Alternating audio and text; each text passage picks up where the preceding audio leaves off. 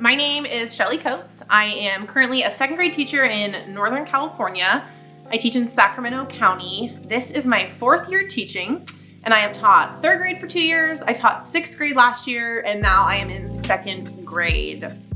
I genuinely believe that my students have adapted amazingly to distance learning. They had experience with it in the spring. I didn't. So I was going into this thinking that it was going to be an absolute disaster.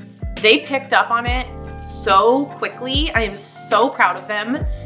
Granted, it's not ideal and there's good days and bad days, but they are able to be on time, participate, and turn in all of their work beautifully. So I am so proud of them, and I'm so surprised on how well they're able to adapt to this new norm right now. The absolute biggest challenge that I have faced with distance learning has been around assessments. It is so incredibly difficult to be able to collect any sort of accurate data via Zoom because kids have support at home or they don't have support at home. So getting a really good baseline on how they're understanding and what they're understanding is proving to be extremely challenging. I do the best I can face-to-face. The informal assessments have been the thing that I have been trying to do more of because it's proving to be so incredibly hard to see how these kids are doing. I don't feel like I know them as learners. I feel like I've gotten a good sense of who they are as people, but as learners and how they learn best is something that I still don't know. And that's heartbreaking because it's almost November, and I feel like in a normal school year by November, I know these kids, I know how they learn, and I know how to assess them and how they're progressing. So the biggest challenge for me is knowing how they're progressing. We actually have covered all of the topics that we have planned to teach during this time. Prior to beginning the school year, I sat down with my 2nd grade team and we mapped out the year. Given that we aren't required to teach all of the 2nd grade standards, we mapped everything out, and believe it or not, we are actually on track with what we originally planned. So yeah, we are on track. Now, if we end up switching to hybrid, that's gonna look different, but I'm really proud of us. We've been working our butts off to make sure that we are sticking to our pacing guides. So yes, we have covered everything that we planned to. There are about 162 things that I miss about teaching in person. But to give you a few, the thing that I miss the absolute most, there's a couple. One is student collaboration. I miss the kids learning from one another. Something that I really, really believe in is that the kids learn more from each other than they do from me. That's just through personal experience. I've watched it happen right before my eyes. So the thing that I miss the most is the student collaboration. I miss them talking to each other. I miss them interacting with each other and playing with each other. I think that they have been stripped of that, and it's heartbreaking, and I cannot wait for them to get back in the classroom to have those moments again. That's the biggest thing that I miss. I also miss watching learning happen. That sounds kind of silly to say out loud, but one of the most rewarding things as a teacher is watching those kids have those aha moments. So like they've been struggling, and then boom, you see it just click. And any teacher has seen it happen and they know what I'm talking about. It's the coolest thing to experience as a teacher, and it's virtually impossible to see over Zoom. There's been a couple of little snippets that I've been like, oh, I think that was one.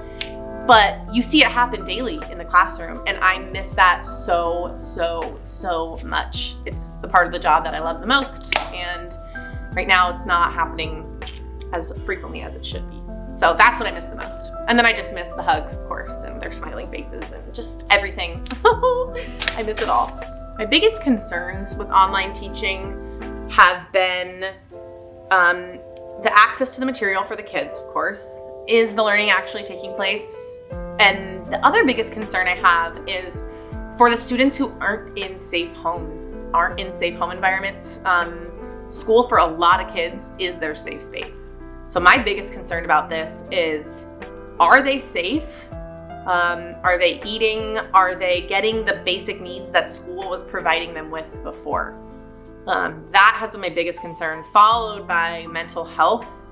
I think that is something that isn't talked about enough. I think the kids are really struggling with this whole social distancing, not being able to be around their friends, and the impact that that's having on their mental health is something that is so incredibly concerning for me.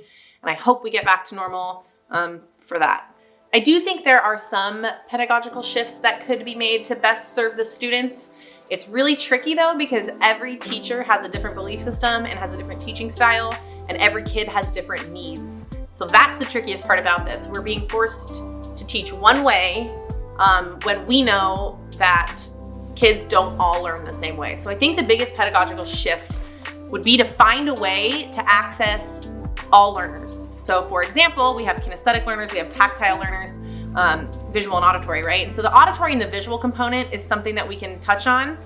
So making sure we're doing that, but finding ways to get the kids moving and learning through movement is huge. So if we can find ways to make that happen at home, I think that would be a really good shift. And any sort of a tactile thing, if we can get them manipulatives in their hands so they can have that way of learning as well, that I think would be extremely helpful if we could find a way to make sure we're hitting all of our learners. That's the challenge and that's the goal, and hopefully we find really good ways to do that. I had really low expectations for distance learning. I thought, because I didn't have the experience from the spring, all I had was horror stories from my colleagues. I thought that it was gonna be an absolute mess. And it is in some ways, but it's also not in a lot of ways. I was terrified of it. There are still a lot of things I don't like about it, but it exceeded my expectations in so many ways. It exceeded my expectations in the fact that the kids are really, really on it. I teach 7-year-olds, and so thinking about teaching kids how to read and how to write over Zoom was extremely daunting, but they are participating and they are engaged for the most part, and they are doing the work. My biggest fear was that they just weren't going to do anything, because I don't have control over them at home, clearly. And so my biggest fear was that they would have done nothing and no learning were to happen. But even though it's not like it is in the classroom, I am seeing them learn. It's just through a different medium. So it has exceeded my expectations in that way. I'm so proud of my kids. I'm really proud of myself. It's been so incredibly hard, but I feel like I've gotten a good new set of skills through this, and so have the kids. They've learned so much about technology, and I'm so proud of them. I'm so proud of them.